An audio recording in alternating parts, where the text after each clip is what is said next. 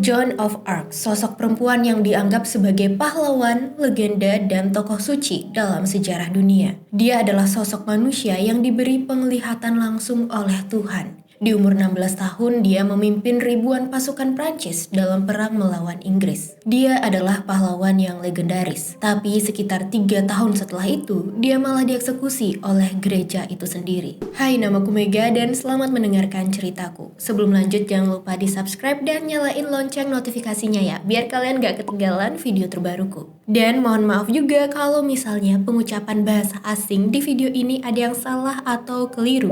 Joan of Arc atau dalam bahasa Prancisnya dikenal sebagai Jeanne d'Arc. Dia lahir tahun 1412 di Domremy, yaitu sebuah desa kecil di bagian utara Prancis. Joan adalah anak dari pasangan petani. Ayahnya bernama Jacques d'Arc dan ibunya bernama Isabelle Romy. Joan punya 3 kakak laki-laki bernama Jeanne, Pierre, dan Jacquemin. Dia juga punya 1 kakak perempuan bernama Catherine. Joan beserta kakak-kakaknya ini tumbuh besar pada masa peperangan yang dikenal dengan nama Perang 100 Tahun. Perang 100 tahun ini intinya adalah perang antara kerajaan Inggris versus kerajaan Prancis.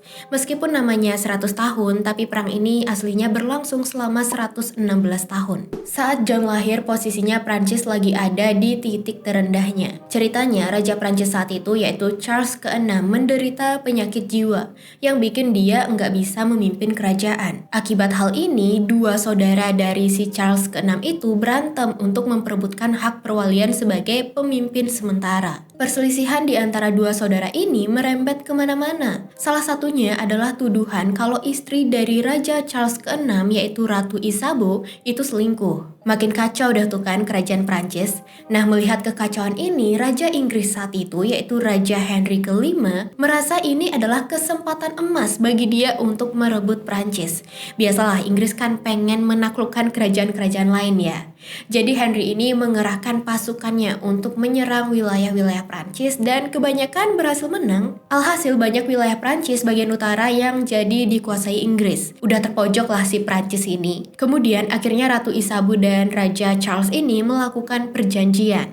Namanya Perjanjian Troyes. Perjanjian ini berisi persetujuan bahwa penerus tahta Prancis adalah Henry ke-5 dari Inggris dan keturunannya nanti. Nah, padahal Charles ke-6 itu punya anak yang seharusnya nerusin tahta yaitu Charles ke-7. Perjanjian ini nimbulin kecurigaan kalau jangan-jangan Charles ke-7 ini bukan anak sahnya Raja Charles ke-6. Buktinya dia aja nggak dikasih tahta Prancis tuh. Nah, konflik berlanjut lagi nih setelah Henry ke-5 meninggal. Henry ke-5 dan Charles ke-6 ini meninggal cukup berdekatan. Kalau dilihat menurut perjanjian Troyes nih, tahta Prancis berarti jatuh ke keturunannya Henry ke-5 kan, yaitu Henry ke-6. Tapi Charles ke-7 sebagai keturunan Raja Prancis yang asli, dia nggak terima.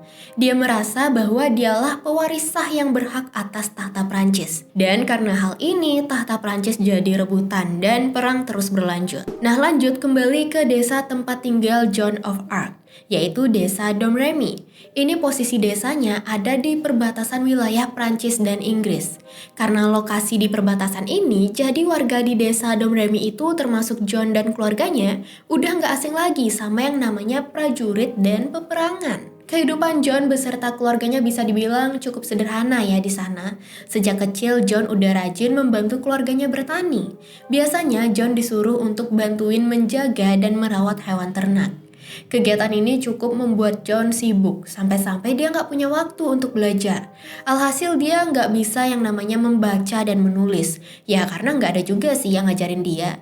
Tapi Joan ini rajin banget berdoa, dia selalu diajari berdoa. Ibunya Joan yaitu si Isabelle Romy itu adalah sosok yang sangat religius. Makanya keluarga Joan termasuk Joannya sendiri juga ikut menjadi religius. Joan menjadi penganut Katolik yang sangat taat. Di umur 13 tahun dikatakan Joan ini mulai mendapat penglihatan. Joan juga bilang kalau dia mendengar yang namanya suara-suara. Suara-suara itu bilang kalau Joan ini punya misi besar yang harus dia laksanakan. Joan pertama kali mendengar suara-suara tersebut ketika dia berada di kebun ayahnya. Dan arah suara tersebut katanya berasal dari arah gereja. Joan bilang kalau suara pertama yang dia dengar itu adalah suaranya malaikat Michael. Dia juga melihat dengan matanya sendiri sebuah cahaya terang. Dan di sana ada sosok Michael bersama para malaikat yang lain. Setelah itu dia juga mendengar suara dari Santa Margaret of Antioch dan Santa Catherine of Alexandria. Suara-suara yang dia dengar itu semua sangat indah, sangat elegan, dan sangat manis. John percaya kalau semua suara tersebut adalah perintah Tuhan. Tuhan sedang menyampaikan perintah untuknya lewat suara-suara dari para malaikat tadi. Seperti yang aku bilang tadi, suara-suara itu ngasih tahu kalau John ini punya misi besar. Lebih tepatnya ada 2 misi besar. Misi pertama yaitu menyelamatkan Prancis dari Inggris. Dan misi kedua yaitu menjadikan Charles ke-7 sebagai Raja Prancis. John tentu aja merasa kalau perintah Tuhan ini harus segera dilaksanakan. Sementara di masyarakat Prancis sendiri saat itu ada suatu ramalan yang sangat terkenal, yaitu sebuah ramalan bahwa ada gadis berbaju zirah dari Lorraine yang akan menyelamatkan Prancis. Nah, ramalan ini kan diketahui ya sama semua warga Prancis, termasuk si John ini. Dan si John merasa bahwa gadis di ramalan tersebut adalah dirinya. Alhasil 3 tahun kemudian, tepatnya pada Mei 1428, di usianya yang ke-16 tahun, John mendapat suara lagi. Suara ini menyuruh John untuk pergi menemui Charles ke-7 di Chinon. Desanya John itu udah dikuasai Inggris, dan Chinon itu lokasinya jauh banget. Kalau nekat sendirian akan sangat berbahaya dan nyawanya John ini bisa terancam. Memikirkan ini, John minta tolong ke salah satu saudaranya buat menemani dia pergi ke benteng Vaucouleurs. Di benteng ini banyak prajurit pendukungnya Charles dan lokasinya juga paling dekat sama tempat tinggal John. Di sana dia ketemu sama komandannya yaitu Robert. John ngomong nih ke Robert, "Mau nggak anterin aku ke Chinon? Aku perlu ketemu nih sama Pangeran Charles. Aku perlu ngomong hal penting mengenai tahta Prancis." Tentu aja Robert menolak dan mengusir John. Di matanya Robert ini, John itu cuma kayak bocil nggak jelas. Tentu aja John nggak menyerah ya. Di desanya, John mulai memberitahu suara-suara yang dia dengar kepada orang lain. Dia juga memberitahu ramalan yang dia dapatkan dari suara tersebut. John makin lama mulai terkenal nih di sepenjuru desa. Apalagi orang-orang mulai mengkait-kaitkan dengan gadis berbaju zirah dalam ramalan. Berita gadis dalam ramalan ini masuk juga ke telinganya si Komandan Robert. Alhasil beberapa bulan kemudian John berhasil ketemu lagi sama si komandan. Kali ini John menunjukkan bakatnya. Dia memberitahu Komandan Robert hasil dari pertempuran di Rouvray beberapa hari sebelum pembawa pesan datang untuk melapor. Jadi John ini udah ngeramal duluan nih hasil pertempuran tersebut. Dan ternyata ramalannya benar. Di sini si komandan mulai percaya sama John. Si komandan merasa bahwa John itu emang sosok penting. Makanya deh tuh akhirnya John diantar ke Chinon ditemani oleh 6 prajurit laki-laki lain. Karena perjalanan ke Chinon ini sangat jauh dan berbahaya, maka John memotong rambutnya dan mengenakan pakaian laki-laki biar dia terhindar dari pelecehan dan lain sebagainya. Karena sekali lagi ya, di zaman itu perempuan dianggap rendah. Perjalanannya sendiri ke Chinon itu memakan waktu 11 hari. Dan selama 11 hari ini, John berhasil berbaur dengan para prajurit laki-laki yang bersamanya. Bisa dibilang di sini sisi tangguh John itu mulai terbentuk. Makin kayak laki lah. Sampai di Chinon, John segera menemui Charles ke-7.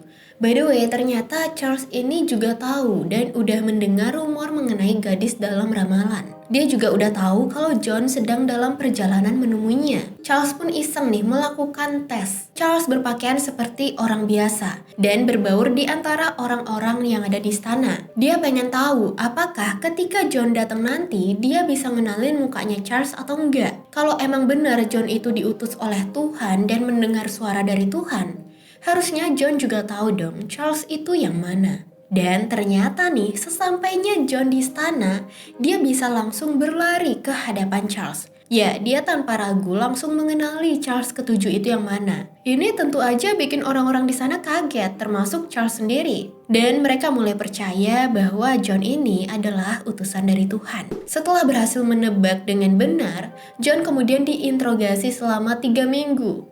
John diperiksa latar belakangnya dan ditanya banyak hal oleh beberapa ahli teologi atau ahli ilmu ketuhanan.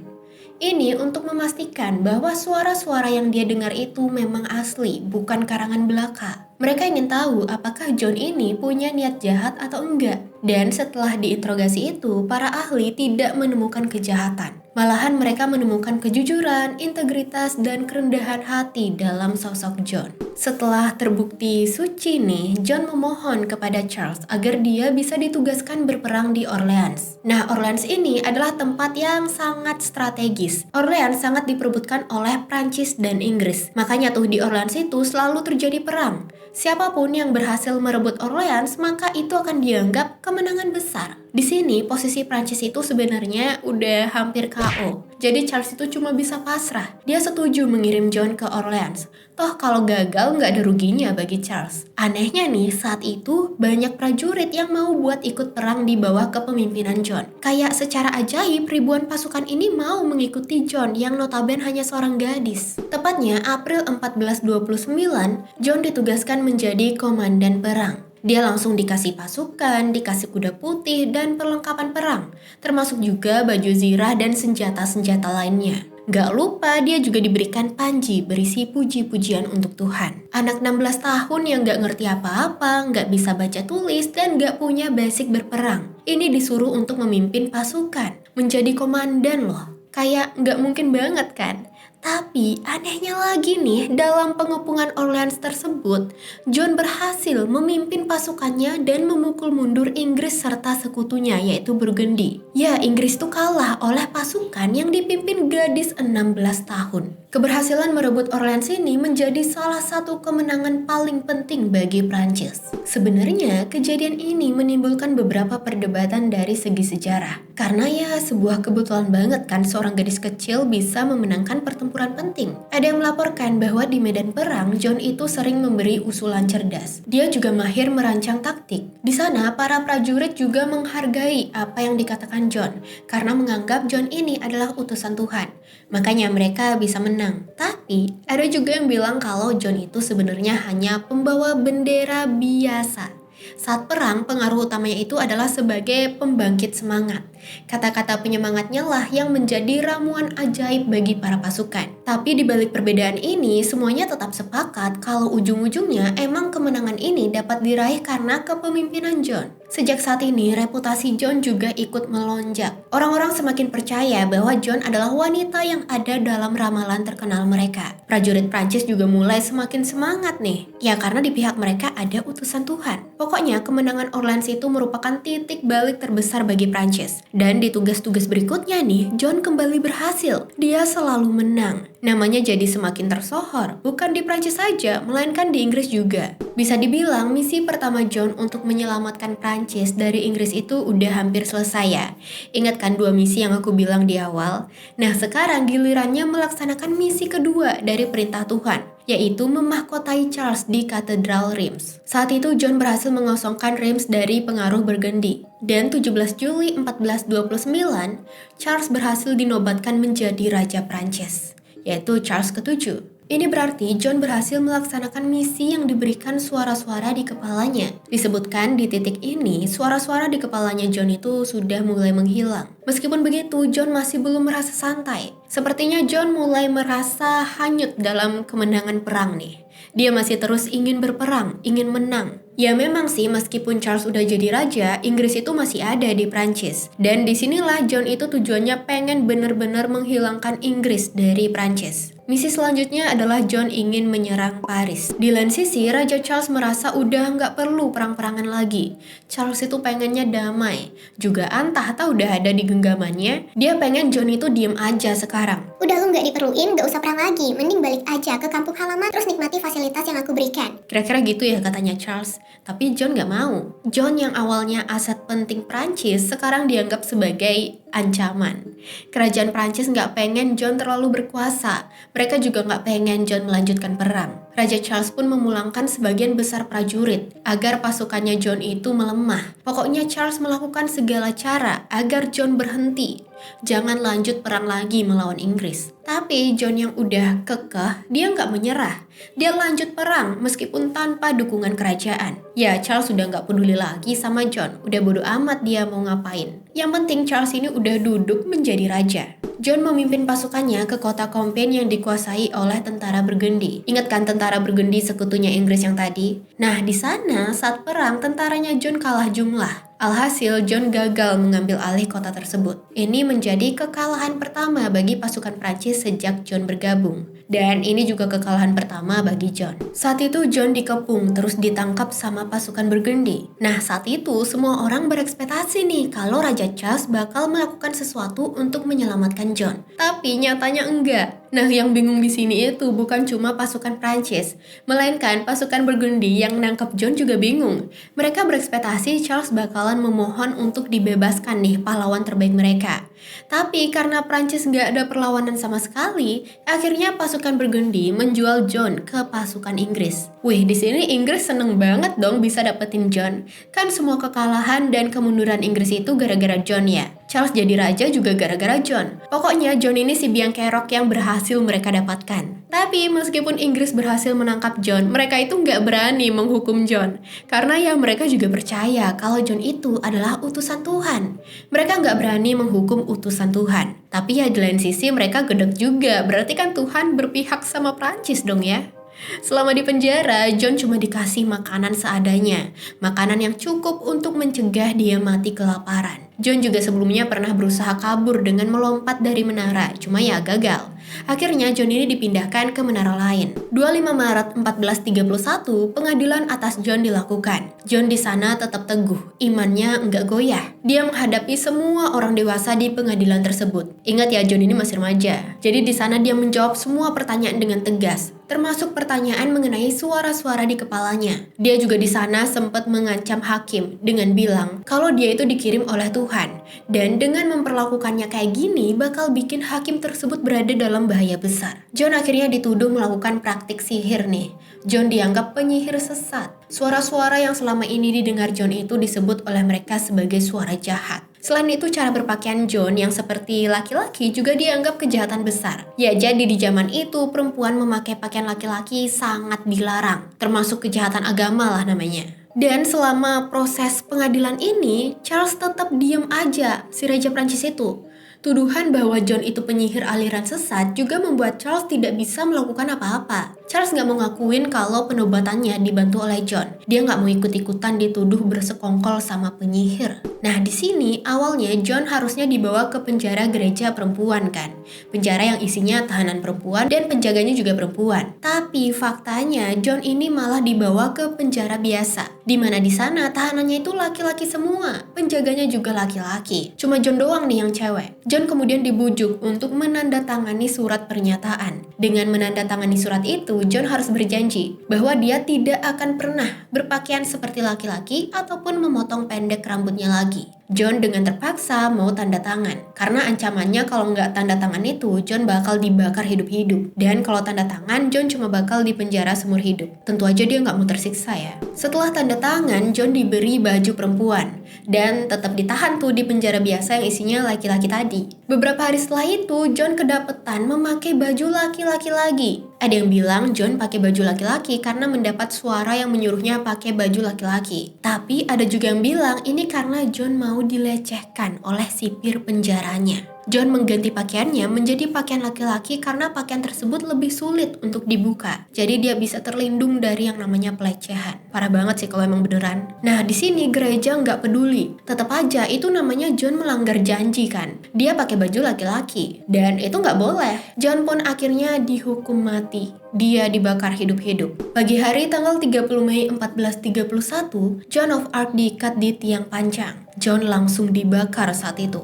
Orang-orang yang menyaksikan kejadian tersebut bilang bahwa John membawa salib di tangannya sambil meneriakkan nama Tuhan berkali-kali. Dia tetap berteriak ketika api membakar tubuhnya, dan terus seperti itu sampai nafas terakhirnya. Saat api padam, jasad John dipertunjukkan ke publik, kemudian dibakar lagi. Totalnya John dibakar 3 kali sampai tubuhnya jadi abu. Ingat ya, di sini John umurnya masih 19 tahun saat dia dieksekusi. Dan abunya itu dibuang ke sungai Seine. Ini tujuan dibuang ke sungai ini biar dia nggak punya kuburan yang dapat dijadikan tempat ibadah dan ziarah. Parah banget kan, sampai mereka nggak mau bikinin kuburan loh. Dan itulah akhir dari gadis pahlawan Prancis. Setelah kematiannya, sosok John ini masih dianggap sebagai musuh masyarakat, yaitu sebagai penyihir yang melakukan ajaran sesat. Dan 20 tahun setelah kematiannya, Raja Charles ke-7 yang di awal nggak mau disangkut pautin sama John, akhirnya mutusin buat ngadain pengadilan ulang. Mungkin dia merasa bersalah ya, karena bagaimanapun dia menjadi raja berkat John. Dia buka suara bahwa sebenarnya ada kesalahpahaman selama persidangan John sebelumnya.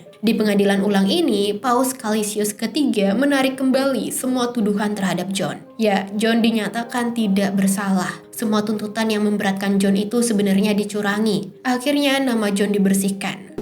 Johnnya udah meninggal. Saat itu opini publik juga ikutan berubah. Kemudian di tahun 1920, Paus Benedictus ke-15 menjadikan John sebagai saint, yaitu sebagai orang suci. Ini karena kepahlawanan dan kebaikannya selama di dunia. Oh ya, meskipun udah dieksekusi hampir 600 tahun yang lalu nih, rumah tempat tinggal John itu masih ada loh sampai sekarang. Dan letaknya ya di Dom Remy tadi. Sampai sekarang masih banyak karya-karya modern yang terinspirasi dari John. Ada anime, game, dan juga film tentunya ya. Kalau kalian mau nonton kisahnya John, ada juga filmnya yang berjudul The Messenger dan Joan of Arc. Begitulah bagaimana Joan of Arc menjadi legenda Prancis. Bayangin ya, kalau John itu nggak ikut perang saat itu, mungkin Charles nggak bakal bisa jadi raja. Dan sekarang Prancis dan Inggris jadi negara yang bersatu. Ya, kisah hidupnya sangat tragis. Padahal dia cuma gadis petani biasa yang bahkan gak bisa baca dan menulis. Tapi perjuangannya membela negara dan keteguhannya terhadap agama membuatnya sangat dikagumi publik sampai sekarang. Bahkan dia lebih terkenal dari raja-raja Prancis yang ada. Thank you udah dengerin ceritaku. Kalau ada yang mau kasih pendapat atau ada yang miss bisa komen di bawah ya. Dan jangan lupa di like dan subscribe juga. Bye-bye!